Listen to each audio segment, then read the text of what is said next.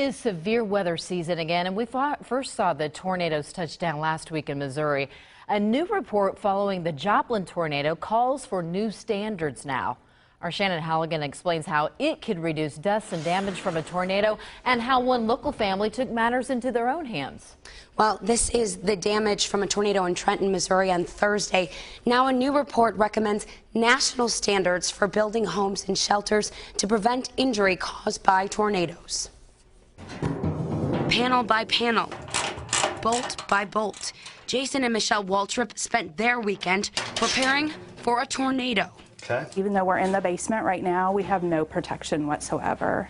If we were hit by a tornado, we would not be protected.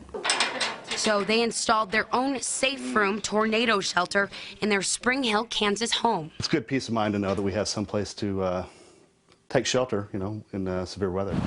The Waltrips first considered building a shelter after the Joplin tornado in 2011. They moved away from there not long before the tornado killed 161 people. It hit close to home. Those were my friends and, knew the area and knew the people who worked there.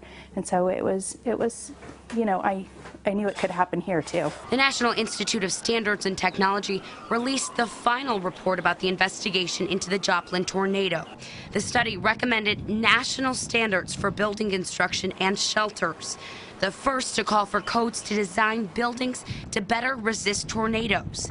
These building standards are something the Waltrips wish were in place when they bought their home. We want to protect our families, and I think that it will become a trend, yes. And the Joplin tornado destroyed some 8,000 structures in its path. Live in the studio, Shannon Halligan, 41 Action News.